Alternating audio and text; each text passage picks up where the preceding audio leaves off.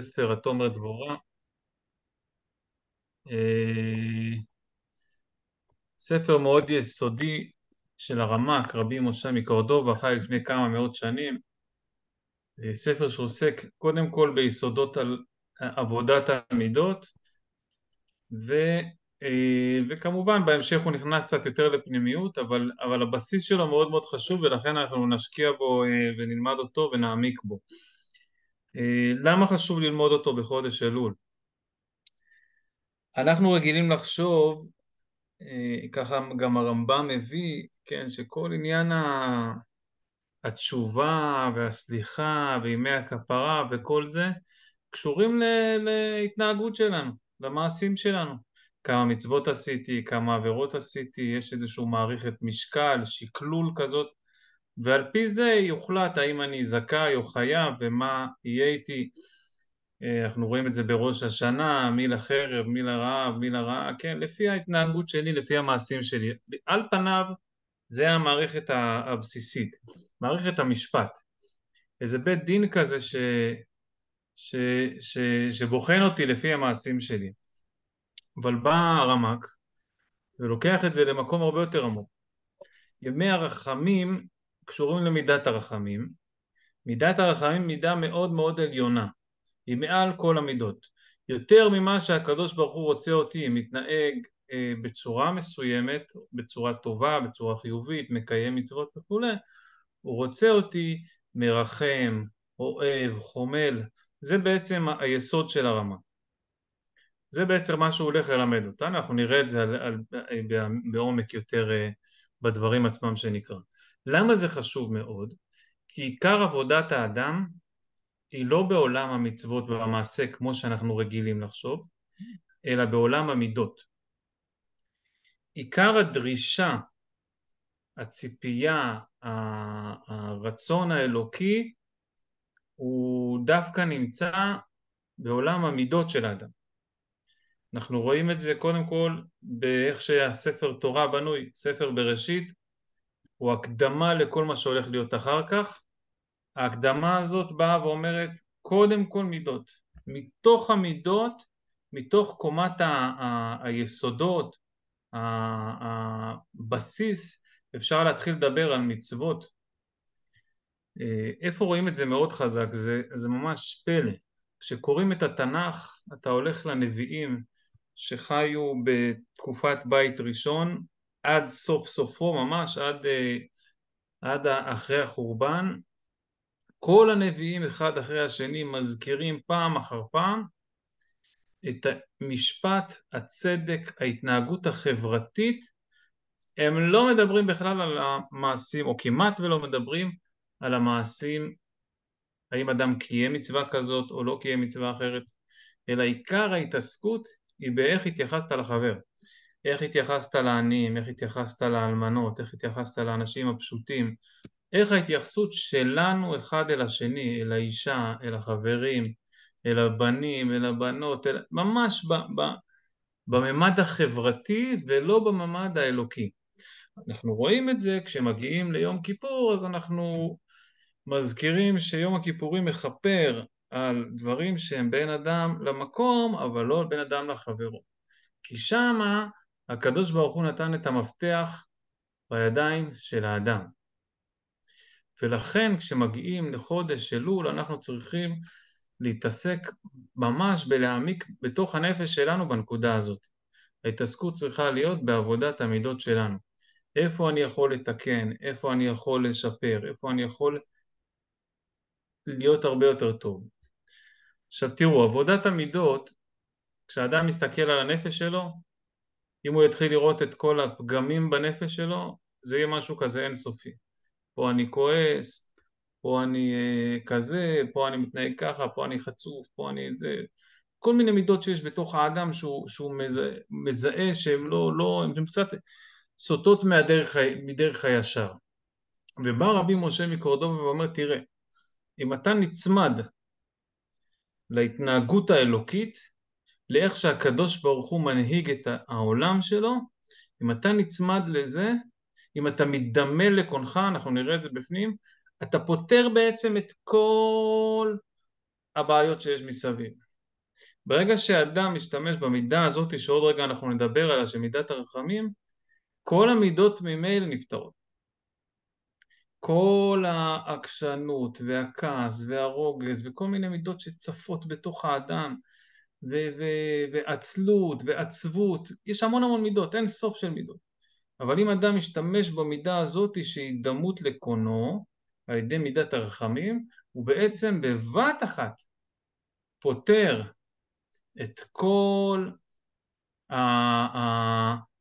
כביכול בעיות שיש לו מסביב, בעיות הנפש נקרא לזה ככה. למה זה ככה? כי אדם יכול להתעסק בפרטים, הוא יכול להתעסק בכלל, כמו שאנחנו אומרים, פרט הוא כלל הוא פרט, או כלל הוא פרט הוא כלל. האדם יכול להתעסק בפרט, הוא יכול להתעסק בכלל. כשאדם מתעסק בפרט, אז הוא צריך לעבור אחד, אחד, אחד, אחד, ולתקן כל דבר.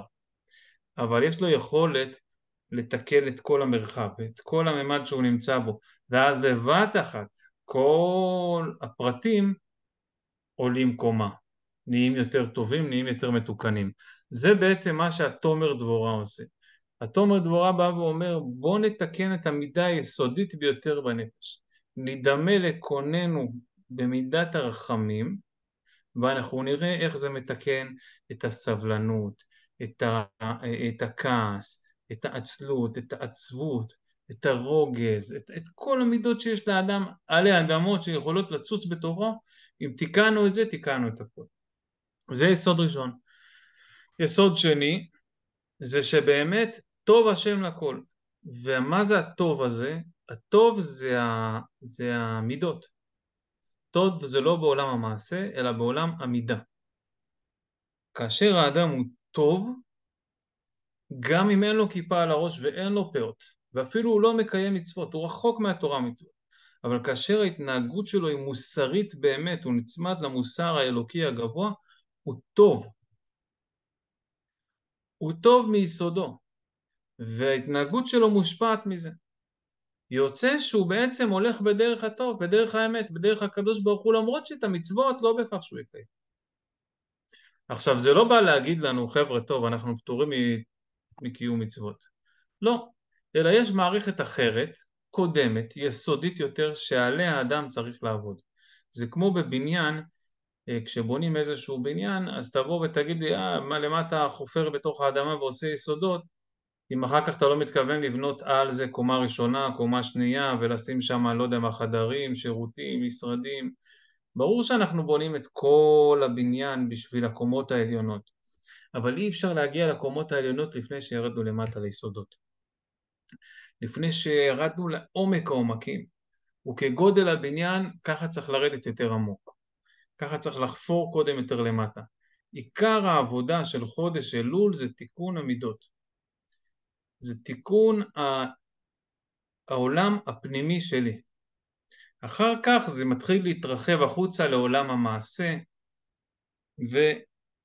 ולמעגלים היותר רחבים שיש מסביבי. אבל קודם כל זה מתחיל בתוך תוכי בעולם הנפש שלי בתיקון המידות. עוד משפט אחד לפני שנכנסים לדברים עצמם. מה זה מידה? מידה זה כלי, זה יכולת קיבול. כמו מדים, שאנחנו לובשים מדים בצבא, זה איזשהו לבוש שמכסה אותי. הלבוש הזה הוא בעצם אין כלי כזה. הכהן היה מדים מיוחדים, היה לו איזשהו לבוש שמכסה אותו. זה לא סתם כיסוי. הכיסוי הזה הוא מוצמד לגוף שלי, הוא מגדיר את מי שאני.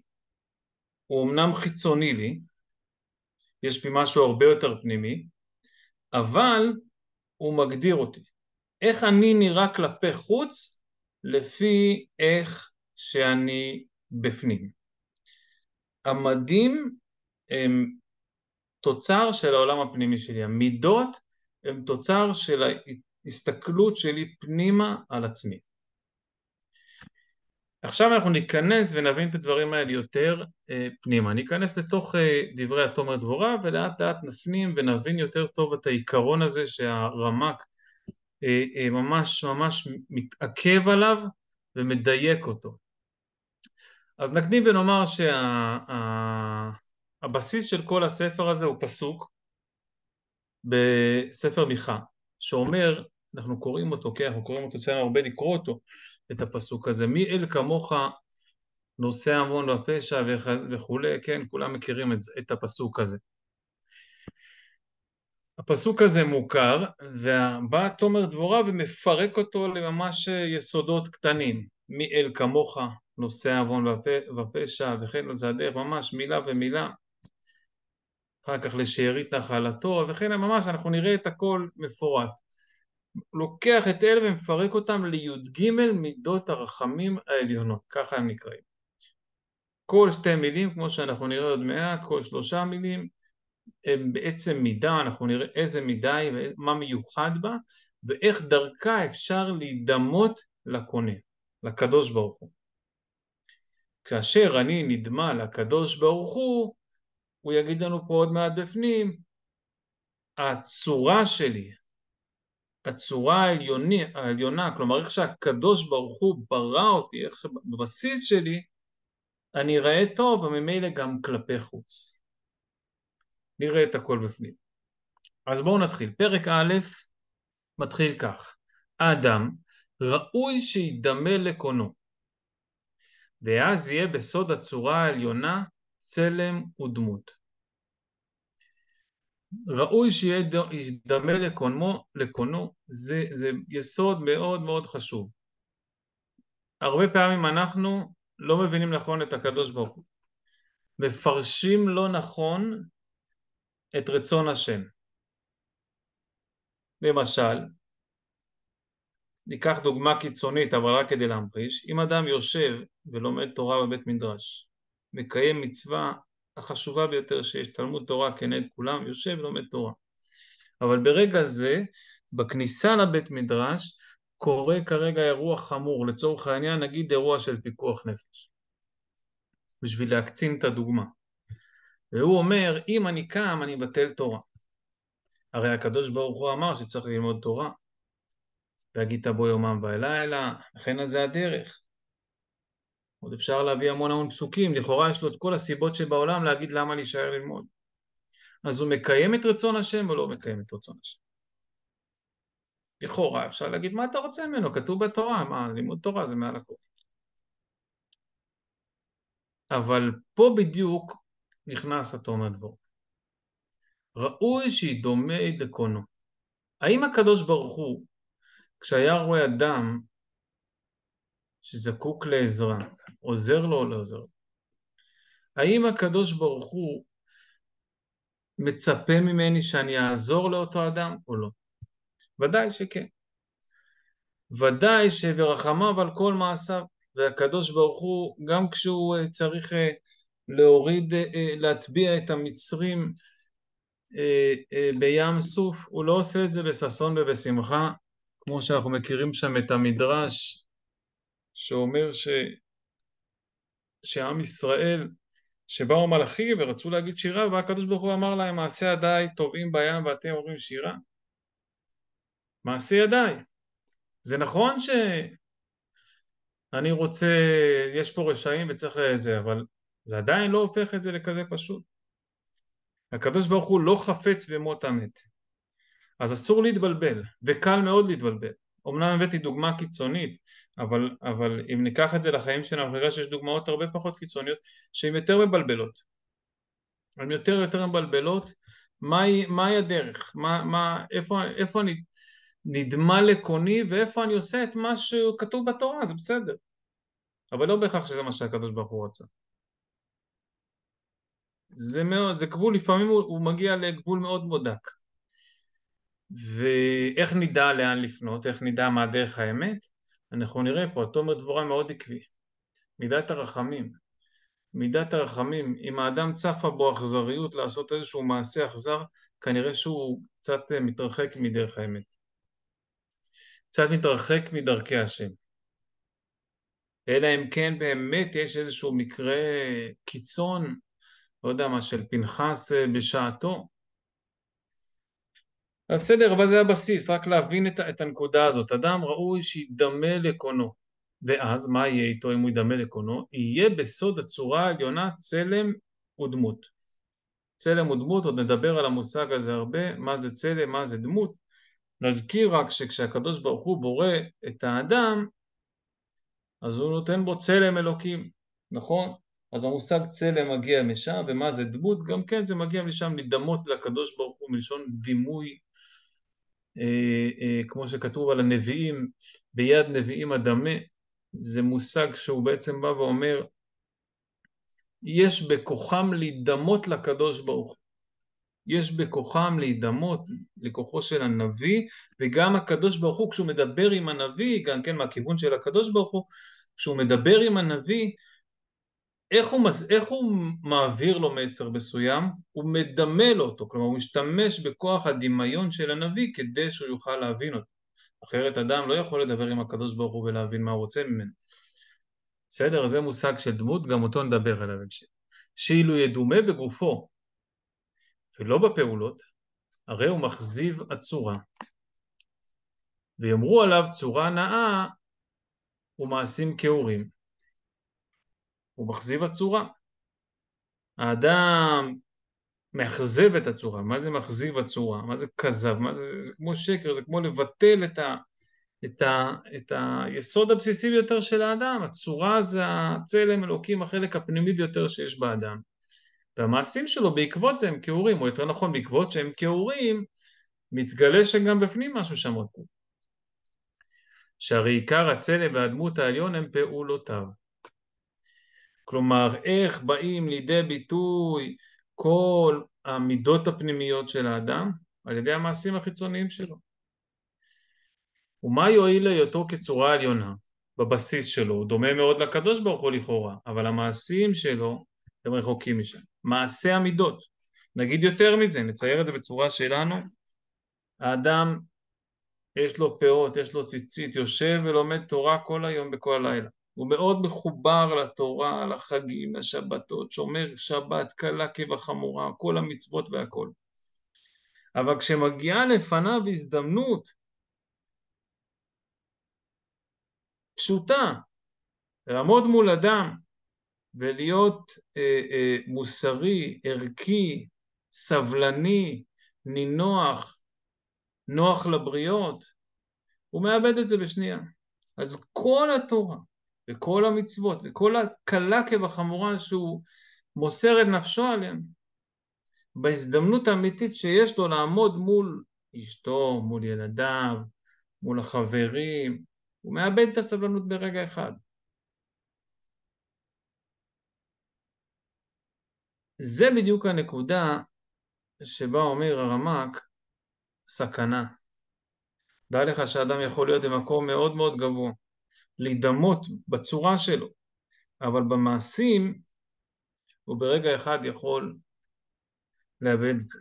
נגיד יותר מזה, נוסיף פה משהו שלא כתוב פה, הוא מופיע במקומות אחרים, בספרים הפנימיים בעיקר, שהמדד להתקדמות של האדם, להתקדמות הרוחנית של האדם, להתעלות הרוחנית שלו, זה המושג שנקרא נוח לבריות. כמה סבלנות יש לו לאנשים? אנחנו מכירים, אפשר לראות את זה, הגמרא מדברת על זה הרבה. אתן לכם כמה דוגמאות. הלל הזקן, הכי מוכר לכולם.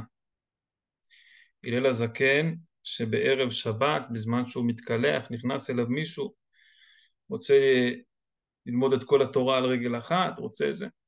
הוא מעמיד את הלל לא בניסיון הוא מעמיד אותו בניסיון הכי בסיסי שיש, סבלנות. כמה אריכות אפיים יש לך? זה המדד. המדד לצדיקות זה לא כמה ידע, לא כמה תורה, שזה חשוב והכל. אבל כמה אריכות אפיים יש לך? משה רבנו, אגב, אתם יודעים שכשכתוב, כשמשה רבנו בא להוציא את עם ישראל מצרים, אז כתוב שמה, ולא שמעו אליו מקוצר רוח ומעבודה קשה. אז כל המפרשים פרשו, ולא שמעו אליו מקוצר רוח ועבודה קשה, של מי? של עם ישראל. הם היו בקוצר רוח, הם היו בעבודה קשה, הם היו בתוך הבוץ, לכן לא שמעו אליו. מגיע המלבים ואומר, עבודה קשה מי עבד? עם ישראל. אבל הקוצר רוח של מי היה? של משה רבנו. לא שמעו אליו כי למשה לא היה סבלנות.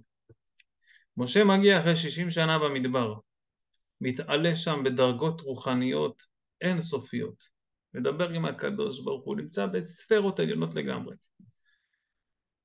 ואז הוא חוזר למצרים, סכסוכים פנימיים, הפגנות, כל אחד נחלך על השני, מקלל את השני, אלה עובדי עבודה זרה, אלה זה. עכשיו הוא צריך להוציא אותם, הם לא מקשיבים לו בכלל, הם לא איתו בכלל. הוא צריך להכניס בהם אמונה, הוא צריך להוציא אותם ממצרים עכשיו.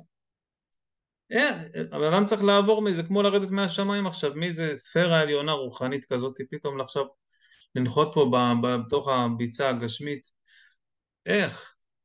אומר המלבים, לא היה לו, היה קצר רוח.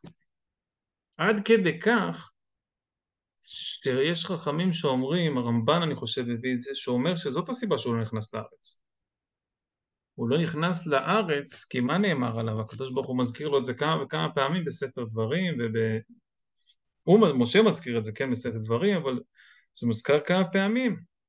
משה רבנו, לא הייתה לו את האריכות אפיים בכל הסיפור של ההכאה בסלע. הרי לכאורה, חבר'ה, מה קרה?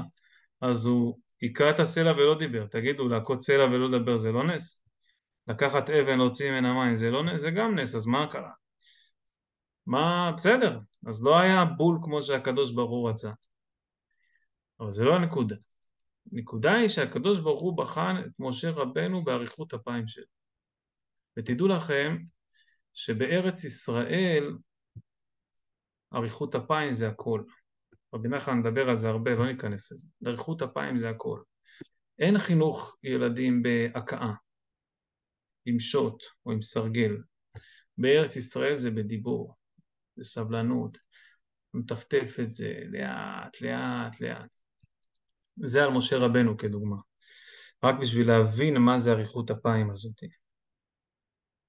ככה הרמב"ם מביא, זה הסיבה שלא נכנס לארץ ישראל. בכל אופן, נמשיך לענייננו. עבודת המידות היא הבסיס של הכל, ואריכות אפיים, שהיא אחת מהמידות שאנחנו נראה אותה פה בפנים, היא הבסיס של כל העבודה בכלל. אם אדם אין לו אריכות אפיים כלפי השכן, החבר, אין לו סבלנות, צפצף בפקקים, רץ לפה, נוסע לשם, צועק על זה, רב עם זה, מתכסח עם זה, לא יכול לעמוד בתור, לא יכול זה. כל מה שהוא בנה מבחינת קיום תורה ומצוות, כל מה שהוא עבד עליו מבחינה הלכתית, הוא הפסיד אותו באותה שנייה. זה ממש ההפך הגמור. אם אדם עומד בתור ומתחיל להידחף ולהתעצבן ולריב עם ההוא, למה הוא עקף אותו ולמה הוא זה, הוא הפסיד את כל מה שהוא בנה. עומד בפקק, מתחיל לצפצף, הוא מאוד, כלפי חוץ הוא נראה מאוד יפה, אבל בפנים משהו לא טוב. משהו מקולקל במערכת, משהו לא תוקן בפנים.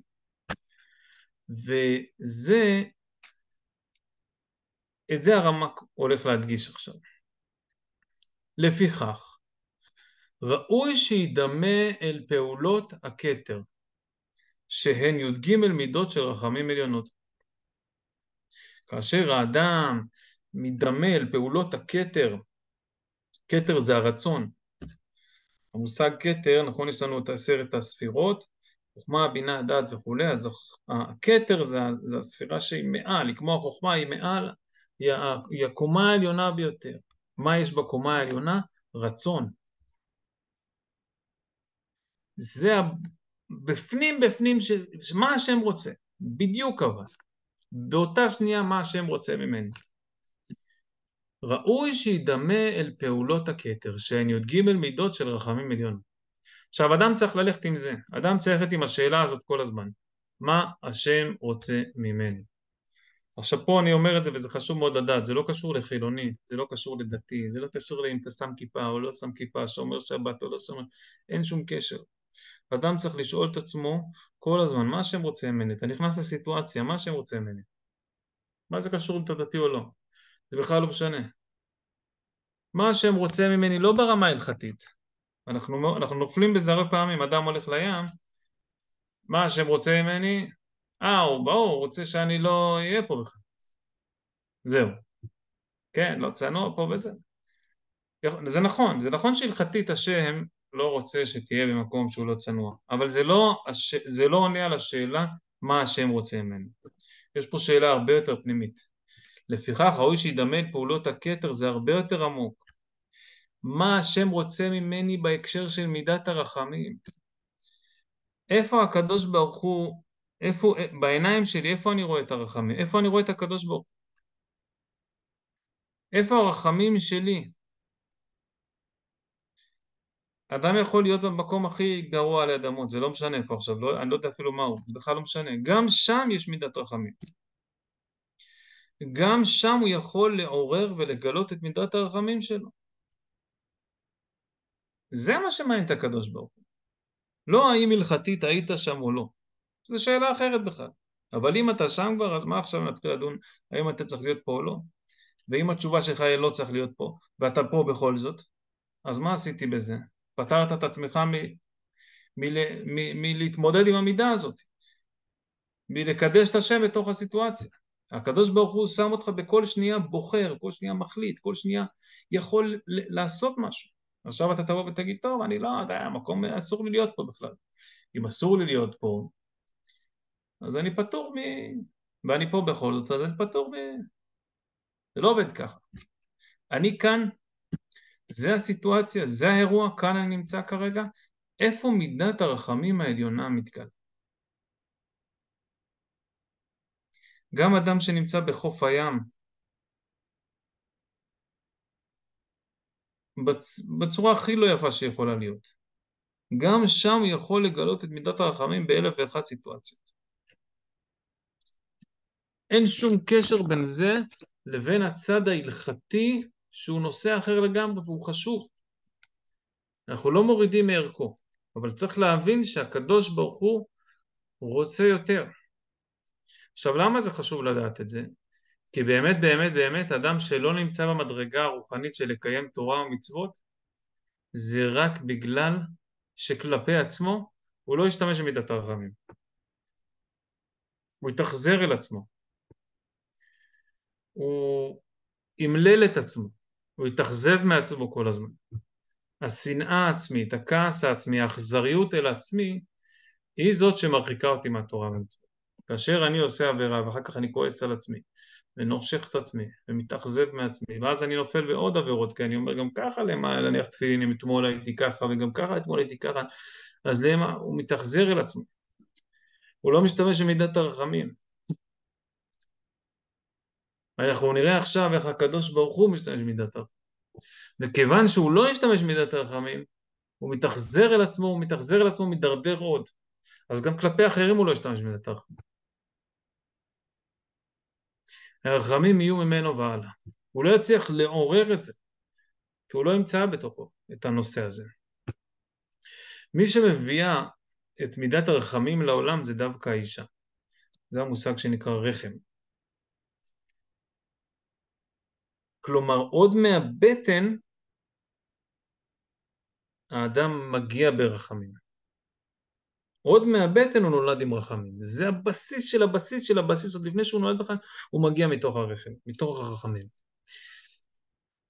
ולכן זה תמיד צריך להיות קודם להכל, קודם למצוות, קודם למעשים טובים, קודם להכל. קודם כל שיהיה בחמלה, שיהיה ברחמים על עצמי, על הסביבה שלי, על הילדים שלי, על אשתי, על החיות סביבי. חיות, כן, אנשים באים, רואים חיה, טק, דורכים עליה, יאללה, מה יכול להיות? רחמיו על כל מעשיו. תחוס עליה, תחמול עליה, לא נעים, כן נעים, זה לא באופנה, לא משנה, רחמים. תעורר את מידת הרחמים. טוב, נמשיך ברמק. מאל כמוך נושא עוון לפשע וכו', ישוב ויחרמנו, יכבוש עוונותינו, ותשליך מצולות ים כל חטאותם וכו', תיתן אמת ליעקב, וכן אז זה הדרך. אם כן ראוי שתימצאנה בו י"ג מידות אלה. אנחנו נתחיל לעבור קצת על המידות האלה, וכל פעם במהלך השבוע אני אגלה עוד טפח בעניין הזה. המידה הראשונה, מאל כמוך. מה זה מאל כמוך? מה פשט המילים מאל כמוך? והפשט הוא, כשאנחנו אומרים את זה בשפה שלנו, זה אין כמוך. כאילו, אין עוד מלבדו. בעומק, המושג מי אל כמוך, מי, המם יוד הזאת, היא מיוחדת מאוד. למה היא מיוחדת מאוד? אתם זוכרים כשעם ישראל חוטא בחטא העגל, מה הוא אומר שם? מיכאל, אתה זוכר מה אומר שם עם ישראל? כן, כן, בטח, תמשיך, תיזכר. אני רוצה שהם ישמעו ממך.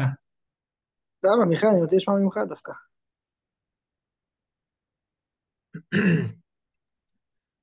יש מקום, יש פסוק שאומר, דניאל, גם מה זה? אתה זוכר, לא, דניאל? כבודו, המשך כבודו. לא לריב, חבר'ה. אז המושג מי, מם יוד, כן, המים הזה, יש לנו פסוק שכתוב, שאו עיניכם מרום, למרום וראו מי ברא אלה. מה זה מי ברא בדיוק, אלה? זה לא כתוב שם בדיוק, זה בחטא זה. העגל. בחטא העגל כתוב, אלה אלוהיך ישראל. מה זה מי ברא אלה? אז הפשט זה מי ברא את אלה, כלומר מי ברא את כל מה שיש פה. החברים אומרים מי ברא אלה, כלומר שמי, המם יוד, הוא ברא את אלה. מה זה אלה? אלה אלוהיך ישראל.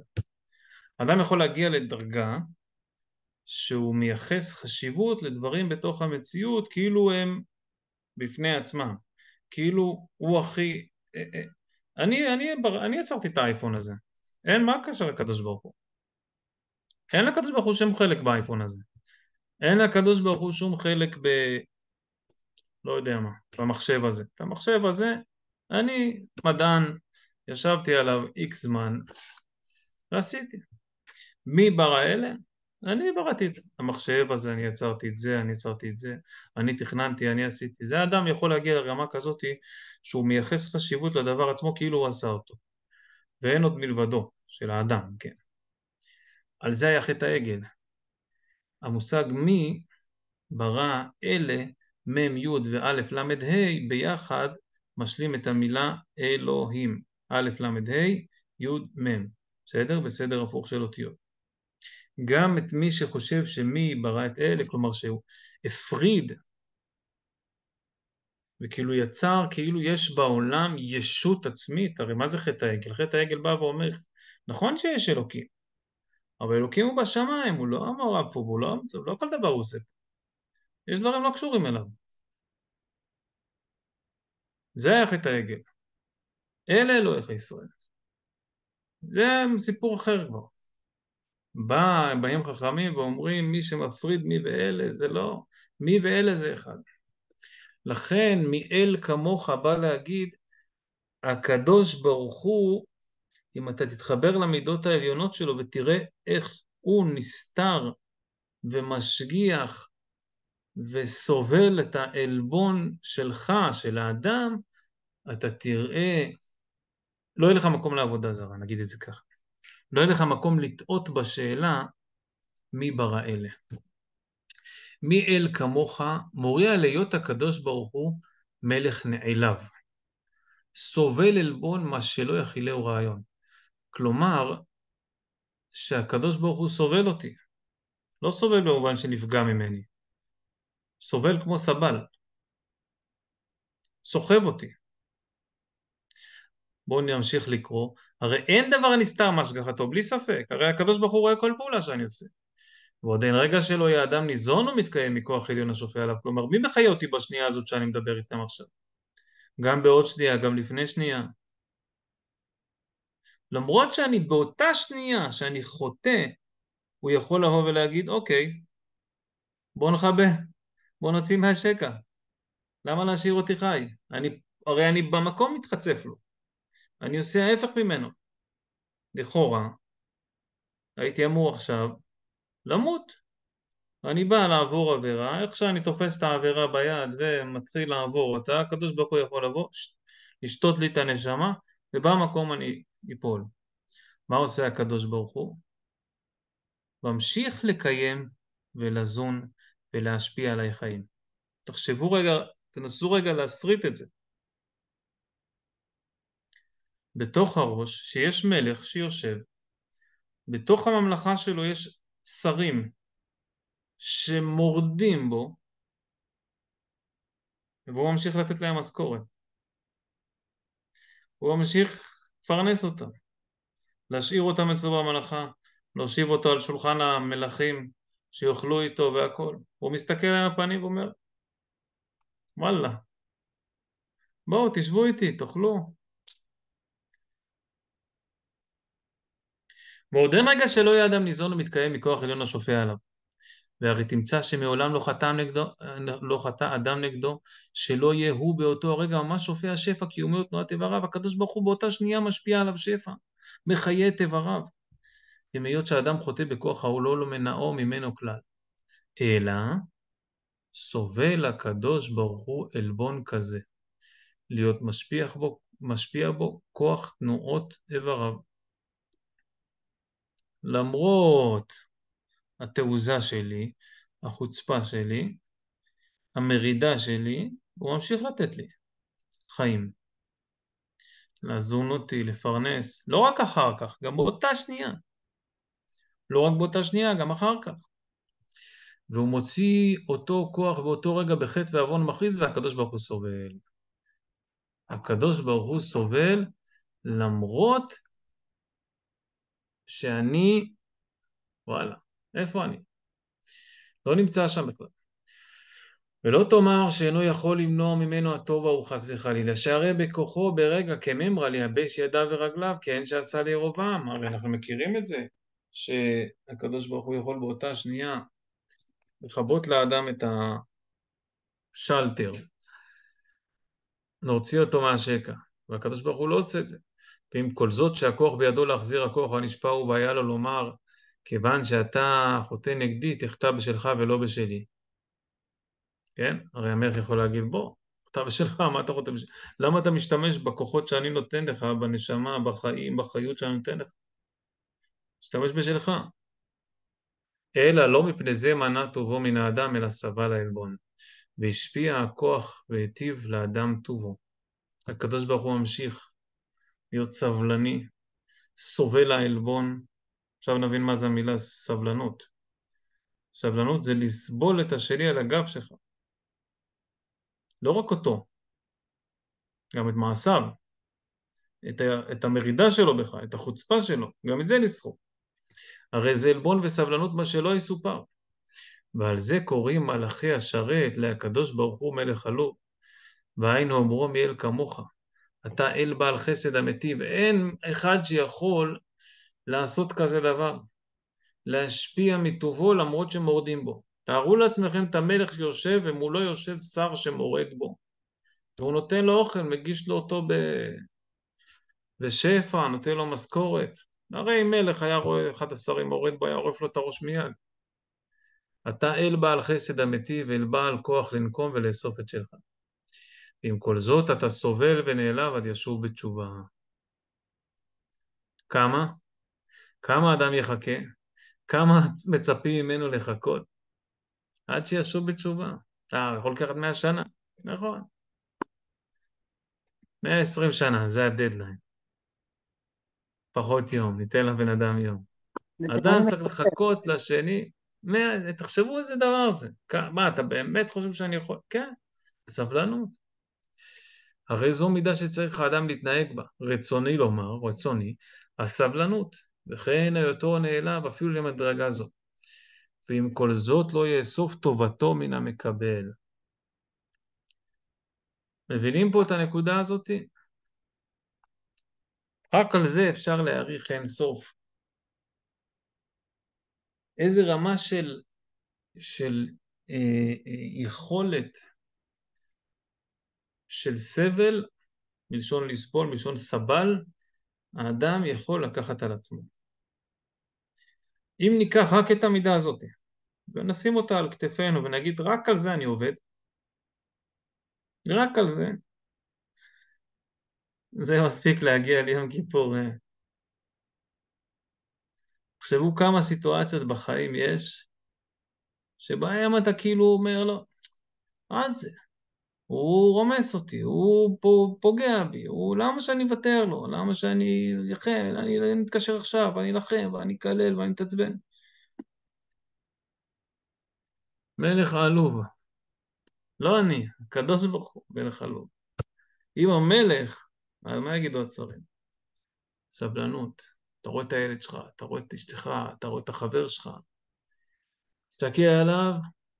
אתם יודעים שהרבה פעמים, הרבה הורים שיש להם ילדים בגיל הבגרות, מדברים איתי, מה, הבן שלי אומר לי ככה, הבן שלי עושה לי ככה, הבן שלי לא רוצה פה.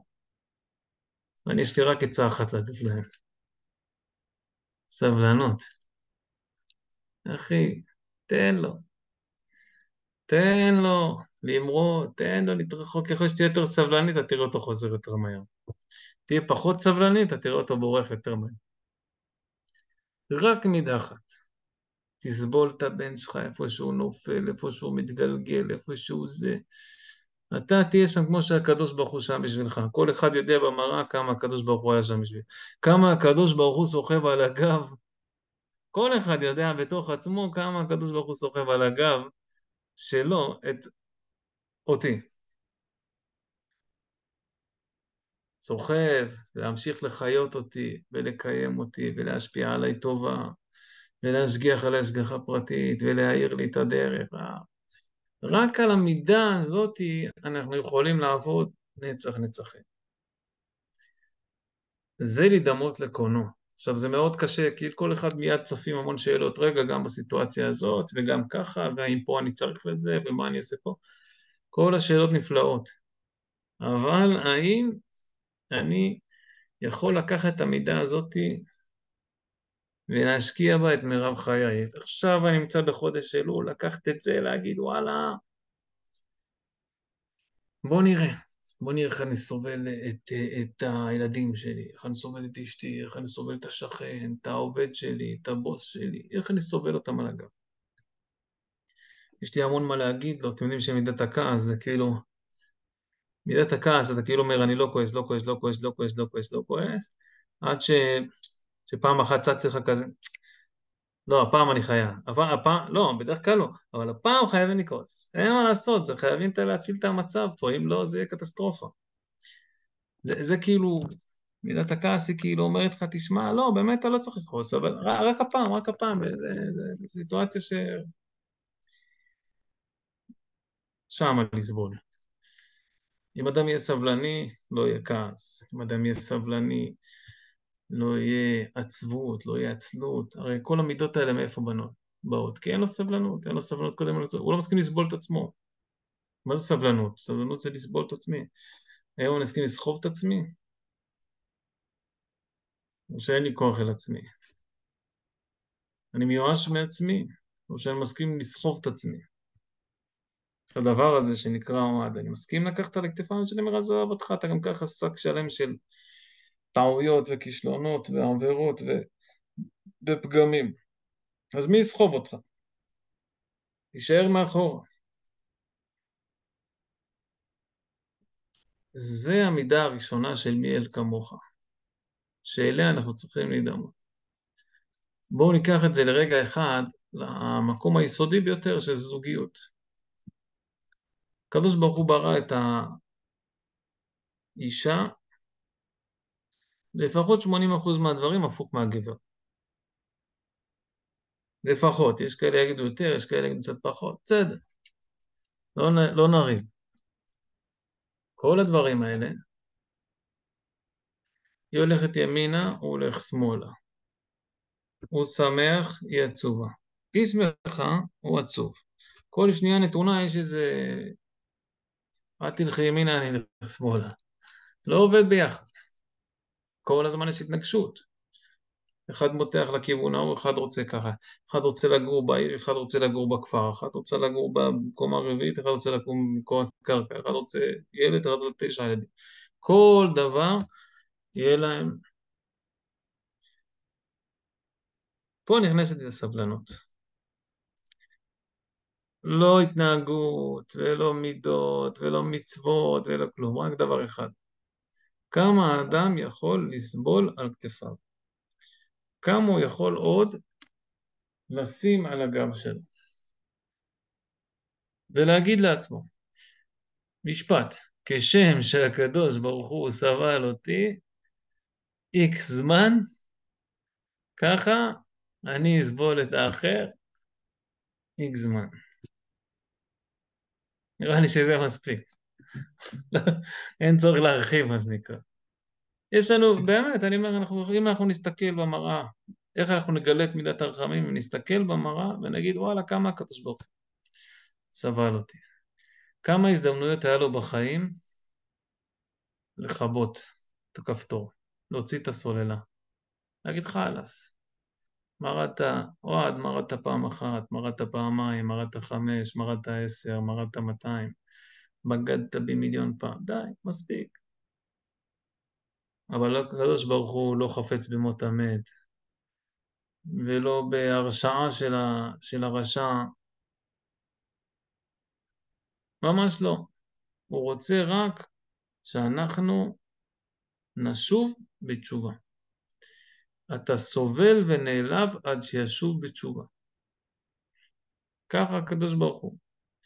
סובל, סובל, סובל, סובל, עד שאני אשוב בתשובה. זה לא סתם עד שישוב בתשובה, כאילו זה לא אולי זה יקרה, אולי לא. דווקא בגלל הסבלנות הזאת, דווקא בגלל מידת הרחמים הזאת, אדם ישוב בתשובה. לא בגלל שהוא יטיף לי, לא בגלל שהוא יקפה עליי, לא בגלל שהוא ילמד אותי, לא בגלל שהוא יחנך אותי, בגלל שהוא ירחם עליי, שהוא יחוס עליי, שהוא יחמול עליי.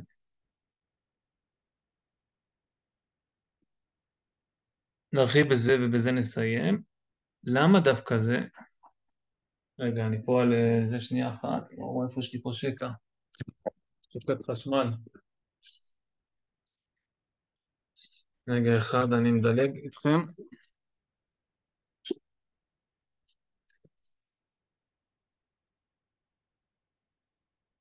למה דווקא בזה? כיוון... עכשיו אני... כיוון שכאשר האדם סובל את האחר, הוא מגלה את הטוב האלוקי. הטוב האלוקי, כאשר האדם הכי רחוק מהקדוש ברוך הוא, נפגש עם הטוב האלוקי, הוא רוצה להידבק בו. שבתי בבית השם כל ימי חיי, זה מגיע כאשר האדם רוצה להרגיש את הטוב. כל אחד רוצה להרגיש טוב. כשהוא נפגש עם מידת הרחמים, הוא נפגש עם הטוב. ואז הוא רוצה להתקרב, לשוב בתשובה, לשוב אל הטוב. לא בגלל כל מיני ספרי מוסר או כל מיני חיזוקים.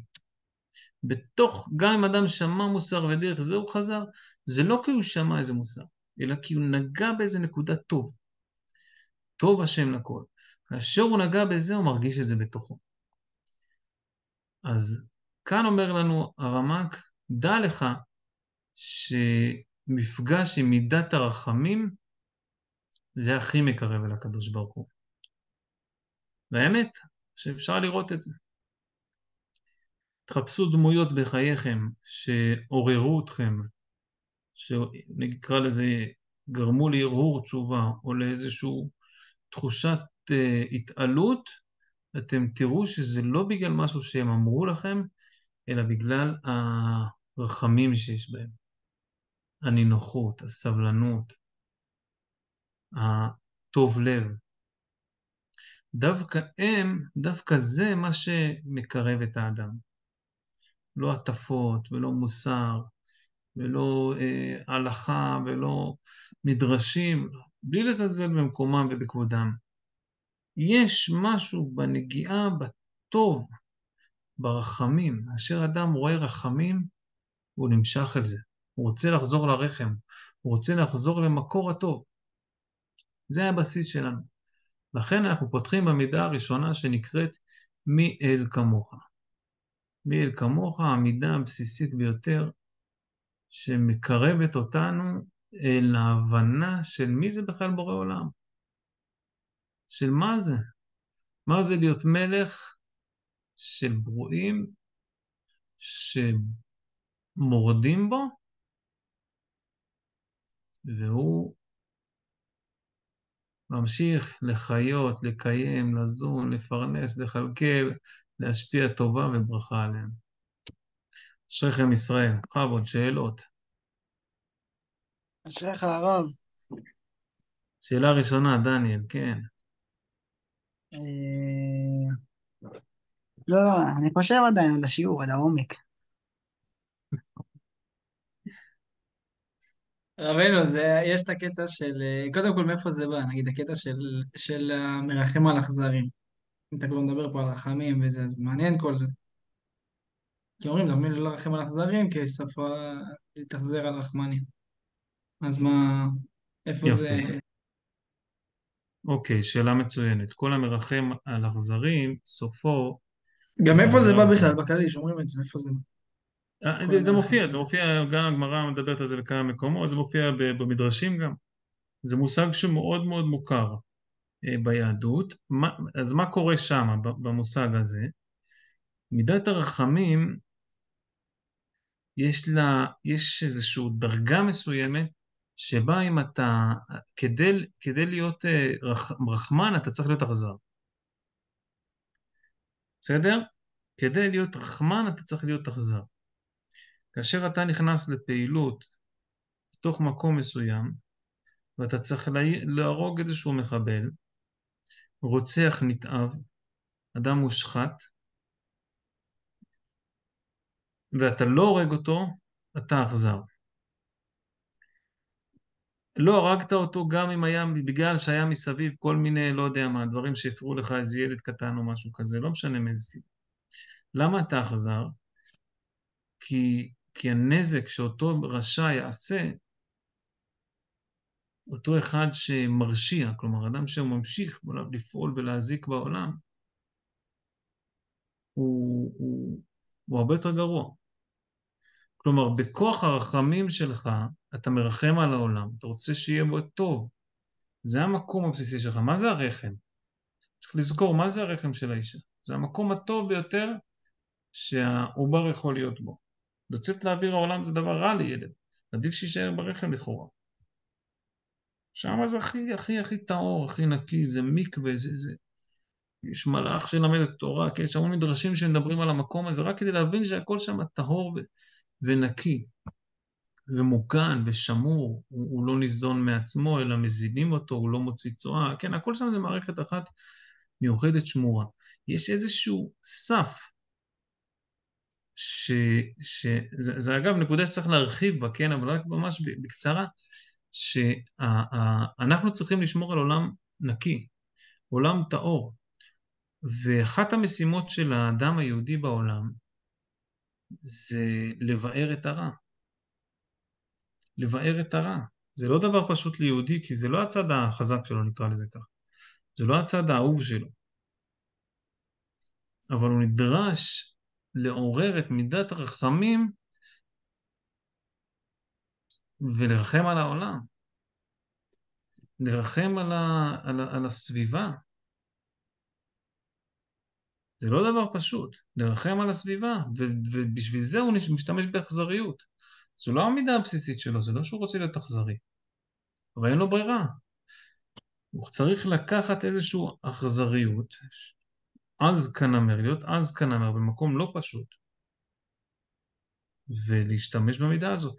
ואם הוא לא עושה את זה, אז הוא משאיר רע בעולם, ואז הוא אכזרי. אתה מבין את הנקודה הזאת? הוא משאיר את הרשע בעולם. כאשר לא הורגים מחבל, צריך להבין את זה, כאשר לא הורגים מחבל, משאירים את הרע בעולם. אם אני משאיר רע בעולם, אני אכזר. יש בי צד של אכזריות. זה כמו עם, בעצם עם מה שהיה עם עמלק, שהשאירו... נכון. יפה מאוד. אגב, זו נקודה שהיא מאוד קשורה לימינו, כי שאול שייך, אמרנו, לשבט בנימין ולצד של רחל, כן, יוסף ורחל, כן, להשתלשלות של הצד של רחל, לעומת דוד המלך שמגיע מיהודה ומגיע מלאה. ושאול, תפקידו באמת הבסיסי ביותר זה להרוג את עמלק. לשאול היה את הכוח הזה להיות אכזרי לרגע מכוח הרחמים, מכוח זה שיש בו רחמים, מכוח האוניברסליות שלו. רחל, כאילו זה קצת להרחיב פה נושא הרבה יותר זהו, בגלל שדיברנו עליו קצת בשיעורים קודמים, אז אפשר קצת להסביר אותו. רחל, בוא ניקח רגע את יוסף. יוסף מגיע למצרים, יוסף הוא איש העולם הגדול, רוב חייו, כל חייו, כמעט כל חייו היה בחוץ בעולם הגדול. כלכלה, פגש, תחשבו רגע, מצרים, בכל העולם יש רעב, כולם מגיעים למצרים, הוא פוגש שם את כל המלכים, את כל השרים, הוא הופך שם את כלכלה מפותחת ביותר. אז מדובר פה באדם ענק שבענקים, איש העולם הגדול. אמנם לא טייל בכל העולם, היה במצרים, אבל כולם באו אליו. כולם הכירו אותו, הוא הכיר המון שפות, המון... מדובר פה באדם של העולם הגדול. לעומת זאת, יהודה זה לא איש העולם הגדול. זה איש שמכונס בתוך המשפחה הישראלית, היעקבית. כל העניין שלו זה לשבת ללמוד תורה, להקים איזשהו ממלכת כהנים כזאת פנימית, של לימוד תורה ועם קדוש כזה, אבל לא לצאת החוצה לעולם הגדול. זה כאילו יוסף הוא בצד החיצוני, כלפי חוץ, הפנים שלו כלפי העולם הגדול, ויהודה כלפי פנים, כלפי העולם הזה. שאול שמגיע מהשבט של בנימין ויוסף ורחל וכל המשפחה הזאת, תפקידו הוא להתמודד עם העולם הגדול. והמבחן שלה היה מבחן מאוד קשה. מבחן של לבוא ולבאר בתוך העולם הגדול את הרע, את עמלק. בתוך העשיו הזה, הרחב הזה, שזה מושג מאוד מאוד כללי, מאוד גדול, כל אומות העולם, גרמניה ואיטליה וספרד וכל הזה, להוציא את הגרעין הרע שזה עמלק. ובזה הוא נכשל. ולכן המלוכה עברה לרעך הטוב ממך, לדוד המלך. כי שאול נכשל בזה. עכשיו, למה זה קשור לימינו? כי כבר דיברנו על זה שבימינו אנחנו רואים שכבר אולי 30-40 שנה המלוכה עוברת. מאלה שהיו אמורים לבאר את הרע, אנשי העולם הגדול היו אמורים לבאר את הרע.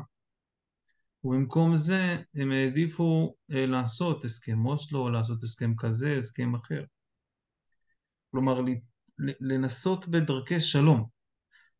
הם לקחו את מידת הרחמים והשתמשו בה קצת באכזריות. במקום לבאר את הרע, זה עד היום, אנחנו שומעים את השפה. השפה היא מאוד מאוד מבטאה את זה.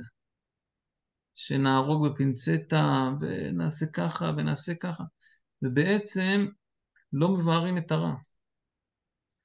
כשלא מבארים את הרע, אתה הופך מרחמן, לכאורה חשבת שאתה רחמן, כי אתה לא נכנס לתוך הבית, ולא מכניס את הכלב, ולא זה, ולא עושה נועל שכן, ולא זה. אבל באמת באמת אתה אכזרי, כי אתה משאיר רע בעולם. ולכן המלוכה מתחילה לעבור בעל כורחם. הממשלה הזאת, לא ממשלה כאילו ביבי או זה, אלא המושג הרוחני הזה שבא ואומר שצריך לבאר את הרע, כיוון שלא עשו את זה, זה צריך לעבור לצד השני, ליהודה. וליהודה תהיה משימה ארוכת טווח, מאוד מאוד קשה, להילחם ברע. יהיה לו מאוד קשה, כי זה לא באמת תפקידו האמיתי. תפקידו האמיתי זה לבסס את העולם הפנימי, והוא בעצם צריך להתמודד עם עולם חיצוני. זה המושג ככה, על קצה המזלג של להתאכזר, כן, רחמים ואכזריות. יש פה המון המון מה ללמוד, אבל זה באמת ככה על קצה המזלג. אנחנו נמצאים ממש בתווך הזה, במעבר של... זה מאוד דומה, אגב, תקראו את מלכים א' וב', סליחה, שמואל א' ב' וגם מלכים א' ב', אתם תראו את ההקבלה המדהימה הזאת, את כל התקופה הזאת שהיה מעבר, כששאול כבר נאמר לו שהוא לא יהיה מלך, וכבר אפילו דוד הומלך בחברון, אבל עדיין לא היה מלך על כל ישראל. אנחנו נמצאים בדיוק שם, בתפר הזה. לכאורה המלוכה כבר עברה, הימין כבר שולט מזמן לכאורה. כבר מ-77 בשלטון. בפועל,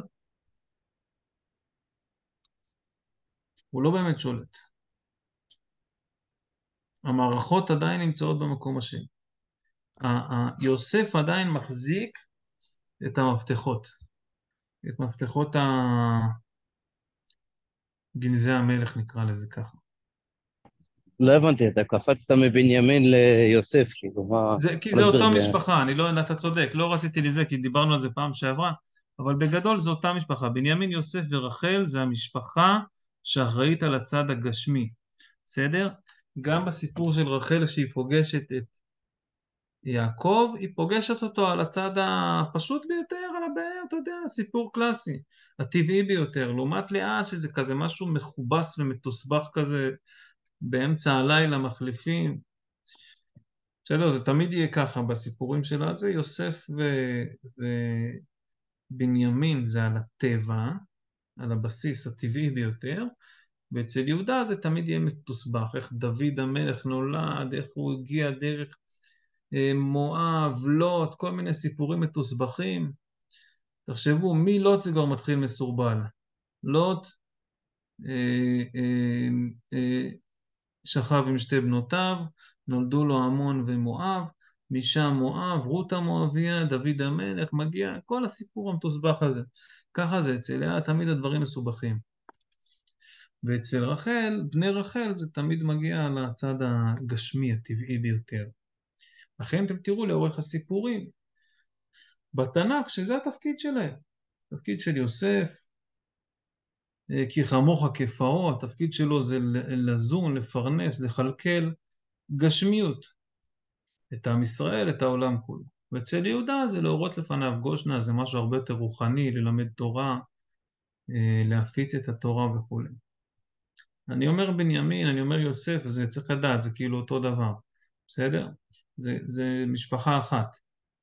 אפשר לראות את זה לאורך כל ההיסטוריה. זה משפחה אחת שתפקידה להתעסק בעולם הגשמי. בסדר, זה קצת עונה, כן, הוא חוזר למיכאל, זה קצת עונה על הנקודה הזו של רחמים באכזריות, שאם אדם לא מבאר את הרע, הוא אכזר.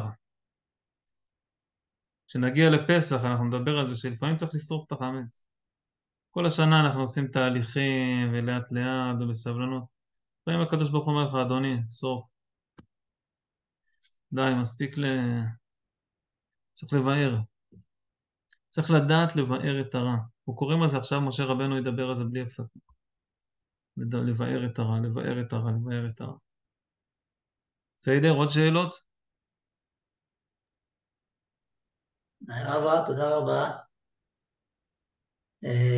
קודם כל, אשריך באמת תודה, רבנו. כי כבר הרבה זמן רציתי להתחיל ללמוד את תומר דבורה של הרמ"ק, אז עכשיו אתה בכלל גורם לי, נותן את המוטיבציה, אז תודה על זה. אולי ניתן לזה כמה חיזוקים גם מהפרשה הקודמת, על עיר הנידחת, שם יש פסוק מעניין, עם כפילות, שנתן לך רחמים וריחמך. אז עיר נידחת זה אולי אחד המצוות הציבוריים האכזריים ביותר, להדיח את כל בעצם להחרים את כל תושבי העיר, ושם דווקא אומרים לך לא לרחם, ובשביל זה הקדוש ברוך הוא גם נותן לך רחמים, זאת אומרת הרחמים זה בשביל שתדע להיות אכזרי מתי שצריך, ומצד שני גם הקדוש ברוך הוא מרחם עליך בקטע הזה, זאת אומרת שהנפש שלך עדיין תישאר מה שנקרא שפויה ועדינה עם כל מה שצריך. ודבר נוסף, אולי נגיד שאתה נתת לי ככה לחשוב שהרחמים הם באמת עוטפים את כל הסיפור היהודי או בכלל התורני, וגם במילים, זאת אומרת, אנחנו אומרים שהתורה והקדוש ברוך הוא נקראים רחמנה, ובכלל, רחמים, במושג אולי היותר ארמי שלהם, זה אהבה. וזה מה שאנחנו מבקשים מהקדוש ברוך הוא, שהוא יאהב אותנו ושאנחנו נאהב אותו, איזושהי מערכת יחסים כזאתי, שם בשיר השירים. אז תודה רבה גם על המחשבות האלה. יפה. יישר כוח, באמת יפה, איזה דיוקים ממש חשובים. בדיוק זאת הנקודה, הנקודה של הרחמים עליה צריך לעבוד, כי היא, כמו שאתה אומר, היא עוטפת את הכל. ממנה אפשר להתחיל לחייל הנורא. אשריכם ישראל, חבר'ה, יש סליחות מחר. זה כבר, כן, כן. אני אעצור רגע את ההקלטה. צדיקים. כל